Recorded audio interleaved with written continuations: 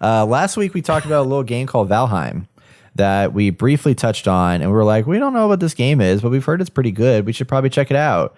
And we did check it out. So Tuesday we jumped into it and played it. And now as of today, which we're recording this on a Sunday when it's 16 degrees outside in Texas, I have logged 18 hours in it.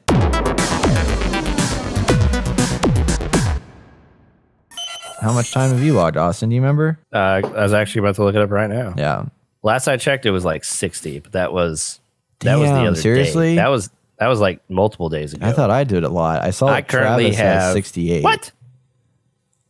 I take that back. I only have 20 hours. What you the must fuck? have been looking at Travis's because Travis has 68. Does he? Yeah. I thought I put more time into this already. Yeah. But I've been pretty religious about it. Yeah. Actually, the other day, I made it a point not to play because I was so addicted and I needed to get shit done. And so I went out and about and did stuff like a real adult. Yeah. And then as soon as I got home, I got on. I know that's the problem I have today. I'm like, I got real people things I need to be doing, but at the same time, I want to just jump back into the game. What is Valheim? Let's talk about it. So this is a game that is published by Coffee Stain Studios, but it's developed by a group called Iron Gate Studios. And I don't think they've made a game prior to this as this company. No. So they're fresh and new. But this is a game in which it's a Viking era game, and you are if you've ever played any Viking games, you know about Odin as the All-Father. He threw down foes, cast them in the 10th world, split the bows that held them to the prison of the world tree.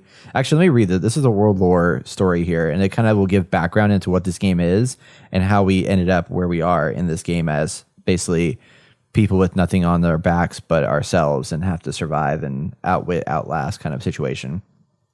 So long ago, the All-Father Odin united the worlds. He threw down his foes and cast them into the 10th world, then split the boughs that held their prison to the world tree and left it to drift unanchored, a place of exile. So that must be what that thing is way up in the sky, is the world tree.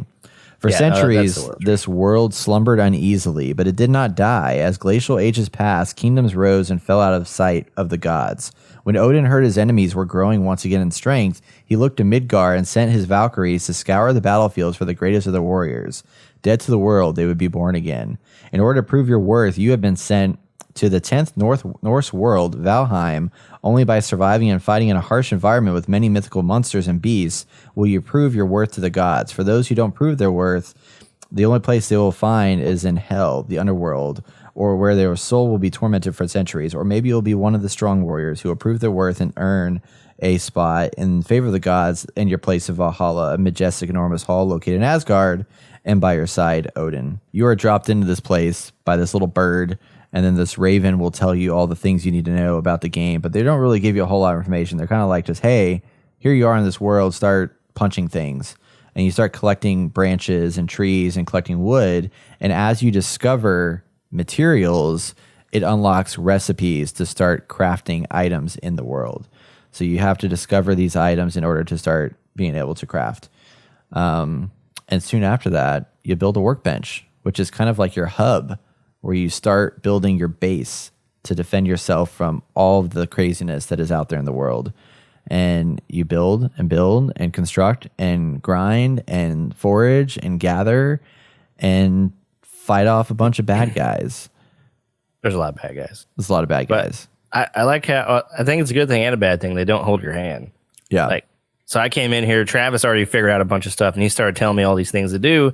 And I'm like, that's a lot to take in, like right off the bat. And I'm just like, oh my gosh, what? So, but as you start just doing stuff in the world, they allow you to, like you were saying, like you get a workbench, like you start chopping down trees, you start picking up stone, you start cultivating your land in order to build a house on. And like as you fight these enemies, like they drop things that you get, and like things just start unlocking for you to build. And I really like that.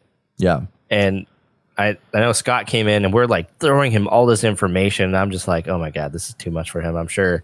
And I was like, the best way to do is actually just to start doing stuff. Yeah. I mean, we did the same with you too. Yeah. And, we were able to give you a head start. But at the same time, it's just like Travis is already ahead of me. Like he's done all this stuff. Like he's got boars. He's breeding boars all the time. He has a farm, or some farmland. He's growing carrots and making soup out of. And I was like, how the fuck you do all that? And it's great that I can go to him and be like, hey, I need this, I need that. He's like, sure, here's all this stuff. But at the same time, I'm like, when he's gone and I'm on my own server, when we didn't have a 24/7 server, I was like, I don't know what to do with this stuff. And I kind of got stonewalled because it's like, well, I'm at the spot that I was before. And now what do I do going forward? And I think that's the beauty of the game is, but at the same time, it's like you get to a point and you're like, I don't know what, like, is this the game? This is all I can do is get to the certain point in the game and I just build stuff now. But the whole point is to explore and you find all these really cool areas and different enemies. I spoiled myself because I was trying to figure out how to do certain things in the game and people are already making guides left and right. And I knew there was trolls, but the first time I came upon a troll, I was like, oh my God, this is crazy. Cause they're like 3, 4, maybe 5 of in-person height to you. And it's pretty maddening. And as you progress, like enemies get harder and harder. There's like rarities. And so it's a lot of fun because you start to like, oh, okay, I can do this. I can upgrade my weapon now. And I can get that to a certain point, and then it's like, oh, I found some metal, so now I can make, a stronger weapon, and it does more damage to these enemies. And it's like, ooh, now I can make armor. Oh, I can make a shield. And you go in there, it's just like, man, you get lost in the building, but the world is pretty ridiculous. Yeah, and it's an interesting looking world too, because it's like, I feel like this game is this reminds me a lot of playing Minecraft back in the day, except it's not a bunch of blocks. So like there's actually real like graphics, but they're lower grade pixel art kind of thing. It's not pixel art. It's just like, it's low poly. Everything's low poly. So there's not super intense. Like the game itself is like a gig, I think, to download. It's really small, but it is kind of beautiful to look at. Cause if you look around with all the terrain and stuff, there's a lot of depth to it. It's just nothing is like super hyper. Like you're not going to get 4K HDR textures, things going on in here, but it looks really good. The lighting effects and all that stuff really make all of the areas that you're exploring really awesome. And then there's stuff everywhere to forage. Cause like not only do you have like branches on the ground and things like that, but you also have these big, huge trees, and there's different types of trees, and different trees will give you different types of wood. So certain trees will give you just regular wood. Other trees, if you knock down big pine trees, will give you core wood, which is used to make stronger, sturdier pieces of material or items. And then you can unlock fine wood later on with the bronze axe. And then with the fine wood, then you can craft like even more advanced things such as a portal, which is really cool. And you can build portals to like fast travel around the world. And it's all based around this like, there's a lot of games out there that are survival games where there's PvE, or there's like games like Rust where it's like more PvP kind of style, but this one's definitely a PvE focus. But I like that in comparison to like the Forest, where I felt like I was always struggling a lot. This game doesn't seem as challenging as I remember people talking about it with. They were like, oh yeah, you can die from a tree, which you can die from a tree. So if you chop down a tree and it comes toppling towards you, you can die from a tree. And you can die with a lot of things, but it's those physics, man. It's amazing. The like you can cut down a tree and start a snowball effect like of other trees coming down. And it's like, holy shit, that's amazing. Yeah. Like it's those little things that it's not really a big thing. And it just makes sense in the world that it would happen like that. But the fact that it's in here and they've taken the time to actually make that a feature like right now. You don't expect it. Yeah. Yes. And it's just like seeing that, because first, you cut down a tree, it bumps into a few trees, nothing really happens, and it topples over, and then you do a few more, and then before you know it, like a bunch of trees have like knocked into one tree, and then that one final hit from another tree will hit that tree and it'll fall down, and then over time, like that'll happen again and again, and then you see that domino effect, and it's just super cool to see. Yeah. And then back on the point with chopping wood, like in order to get that fine wood, you got to be able to upgrade your axe. Or get a new axe. You got to have a bronze axe. So you can't just use a flint head axe to chop down the fine wood because it's not strong enough. Right. And so I think what makes this game really interesting is that sense of progression. Yeah. Like there's so much progression in here that you think you've hit the final like border of it, but you haven't. And the more you explore, the more you can get into. And I think at the top of the map and the bottom of the map, someone showed like what's up there, and it's like lava. And there's like, I forgot how many biomes were supposed to be in this. So there's, I think there's 6 right now, but there's going to be 9. when the That's game's ridiculous. done. So like we have access to the meadows, and then you have the black forest, and you have the mountains, and you have the swamps. Yeah. And then that's all we've run into right now. I think there might be one other one, but yeah, eventually they have some other ones that they're adding in there that'll be a lot more different and vast. And there's new enemies and stuff that you'll encounter in those areas. Yes. And what's also kind of cool about it's like kind of what I've heard you guys talk about when you're playing Skyrim and why you love Skyrim so much is like the discovery of things. Like you're walking down a pathway and then you just stumble upon like a thing that's out there in the world. And in this one, they have that kind of stuff where like not only will you find materials and things like that, but we found burial chambers where you find these little like caves you can go down inside, and there's like skeletons and stuff in there. Mini dungeon. Fight. Yeah, mini dungeon. And then there's like troll caves that you can go and like explore and loot. And then there's like when you kill the second boss, there's bosses in this game. Like you at the very beginning, you have to fight the Eikthyr boss, which is a demonic, crazy, weird deer thing that wants to kill you. And once you kill that, you get rewards from it, and you can use those rewards to then craft new items and new weapons. And you also get a special ability, which is also really cool. It gives you enhanced stamina, and I think enhanced health or speed or no. Yeah, it's just enhanced stamina. So okay. Your stamina loss is significantly reduced. Yeah. So you can go really, really long. And speaking of stamina, like you start out with not a lot of health and a lot of stamina. It's like, well, how do you get it more? Like, how do you get better? What's progression for like your stats? And you really don't get that progression. Like everything, like as you do stuff in the world, like it actually costs, or as you do stuff in the world, like everything you do is a stat that increases over time by how many times you do that. So like jumping and running and stuff. And that's in Skyrim, right? Yeah, already forgot. Know. Yeah, something like that. And I think that's really interesting because if you want more stamina, well, you got to eat things. So that means you got to cook stuff. And that also raises your health. So like Travis gave us sausage and a carrot soup, and it increased everything significantly, man. It is amazing. And so after you kill that first boss, you get that Eikthyr ability, which allows you to drain stamina less, and you can do a lot with that. Yeah. Yeah, it's really cool that you can stack food items to give you enhanced benefits. So some of them will just be like, increase your health or whatever. You up to 3. And then others, I think, actually will give you some special perks in addition to it, I think. But it's just, like you kill a boar, you get raw meat from it. You go and cook the raw meat, and that's like food that you can then eat. And you find some berries and then some mushrooms, and you can stack those together, and that'll increase not only your health, but give you more stamina as well for when you're traveling around the world. And like all those little details are just really, really interesting. And like one of the things that I thought was really cool is like the building mechanics in this game. I've heard some people say that it's not like amazing, but I think it's pretty impressive for what they've been able to do with it, because it's built around the Viking mindset. It's a Viking game, so you're able to build like wooden like longhouses and things of that nature from back in the Viking age. And as you craft new items and build up your base, like you can build like a pier and beam foundation with wood and build a frame, and then start adding wood framing or wood planks onto it to build up a house and a roof and all the different stuff.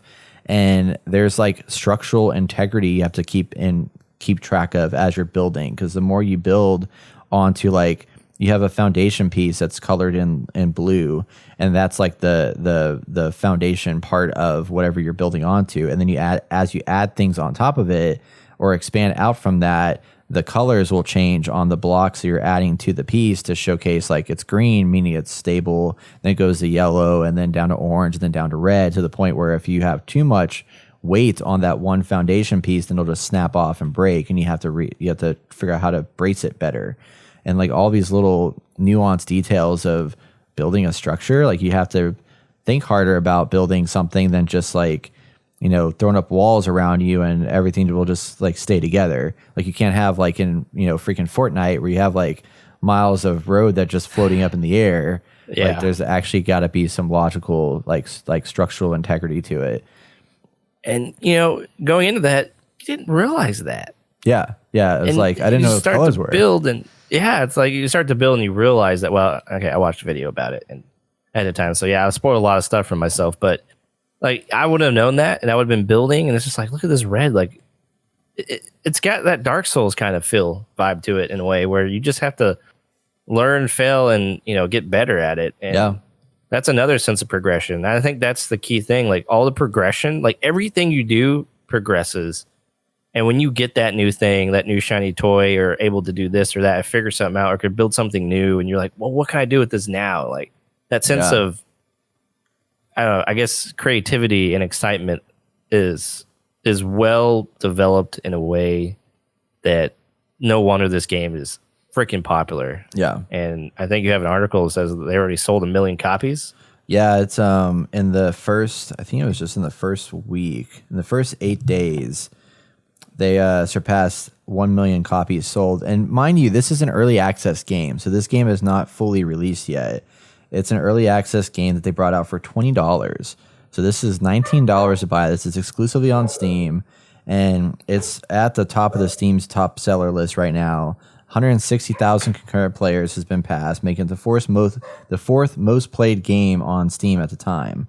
And the developer says the game passed a peak of 127,000 viewers on Twitch and has seen over 11,000 overwhelmingly positive reviews on Steam.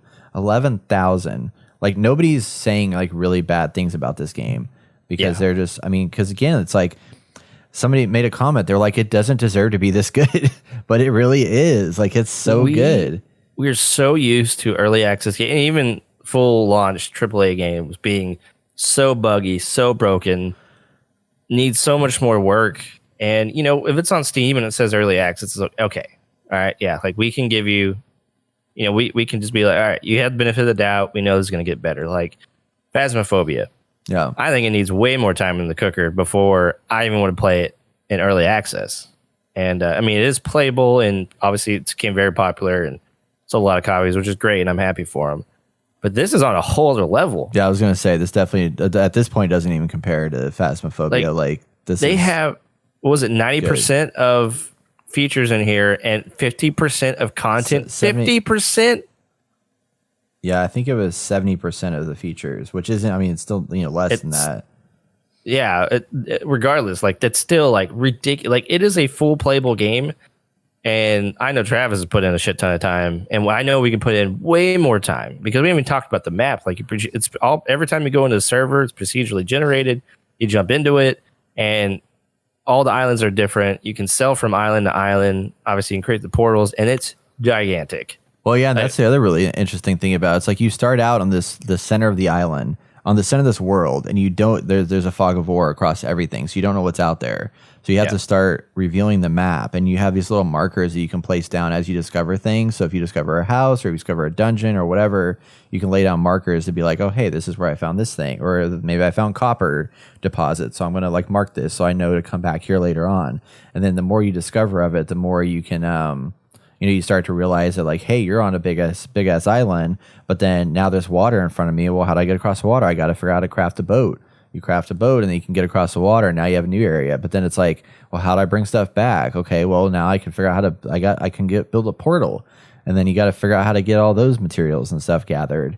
And it's really interesting, like just how much there is. And I know there's more. I was just looking at like an FAQ page on like all the things that are in here, and I feel like we've seen like 20 or 30% of what's in this game as far as like resources and stuff like that. I mean, we haven't gotten to the point where there's eventually a point where you can build castles like with stone walls and stuff like that. Exactly. Like what? Yeah. How many biomes are in here right now? 6. Yeah. So we've seen 4. 1, 2, 3, 4. Yeah, 4. Probably. So there's 2 more. I mean, I just can't. I can't recommend this game anymore, and it's in early access. This is no. Sorry, there's 5 fully developed biomes out of a planned total of 9. Oh, okay. So there's 5 now, and there will be 9. And then they said that so they have single player. So this is up to 10 players in this game, and the current state of it is that most planned core features have been implemented.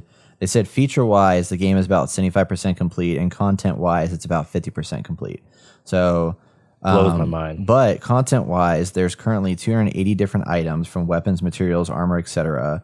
But they have about 120 building pieces and about 35 different types of creatures, including monsters, animals, and bosses. Wow. Yeah. It's just a lot of stuff. Yeah. Like, because But one of the stories we have is we went to the new island finally, and we killed the second boss. But it was on a smaller island, so we used this bigger island as our forward operating base. Mm-hmm.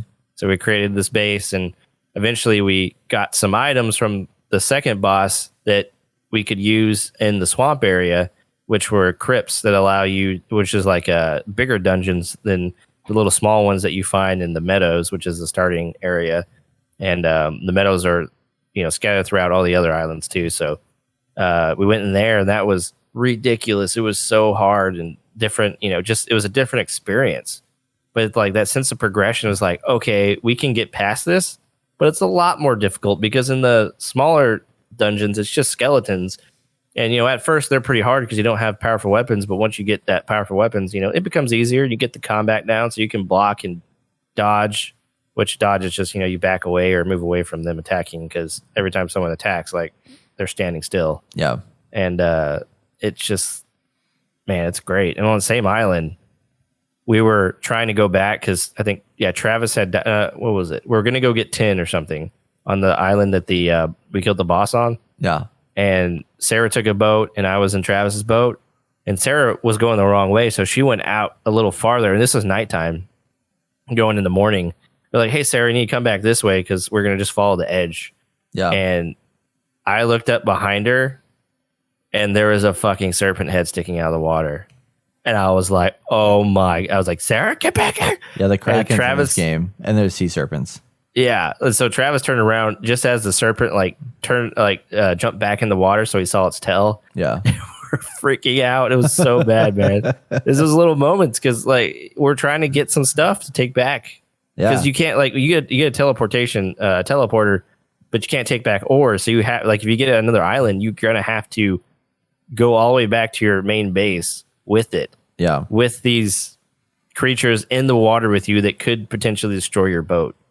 And you'd have to make another boat to go back out there and collect everything that's in the water. And it's just ridiculous. And they have storms in the water. Like, there's just so much happening in this game. It's ridiculous. We're probably gonna be streaming this for a very long time. Oh yeah. Oh, eventually you can build a cart. I just saw a video. There's a cart you can build. Oh, yeah. You can put materials onto and carry. Travis had a cart. Nice. There's a story with that. We were getting some copper, and then a troll came and destroyed the cart. Oh my gosh. We're like, fuck. Yeah. Yeah. It's just good stuff, man. It's very impressive. Like it's definitely. I mean, this is probably this. Sons of the Forest has a lot to live up to now when that game comes. I mean, the game looks amazing, Sons of the Forest, but like this game just like I don't even want to play that as far as quality of content and stuff like that, it's a whole new thing. And I mean, I just go back to the building. Like there's a part when I was building stuff and I had like fire in my house because you have to have a fire to keep warm. And I didn't think about I just assumed that you'd have a fire and everything's fine. But then I closed off the entire house, and then I was starting to die from smoke inhalation because I had smoke inside my house. So I didn't think about the fact that, no, you have to build a chimney, like literally can craft a chimney and like get the smoke out of there. But then the wood gets damaged by rain. So you have to make sure that all of your wood is covered up with the thatch roofing so that it doesn't allow it to get damaged. So if you build a chimney out the top, you have to cover the chimney and allow the smoke to dissipate from outside of there. So it's just like that it's just crazy that level of detail is there in this game. Yes. Like, okay. It is quite amazing. Yeah. It is mind-blowing. And on that note of building and stuff, like you can go in these servers and make it PvP so everyone can fight each other or, however you want to do it. And you can build these little statues or, I guess, rune stones that look like people, and you can place them around your base so other people can't come in and build or destroy your base just by building, because there's a feature where you have to have this hammer that allows you to build in your base, but you can also build on other people's bases.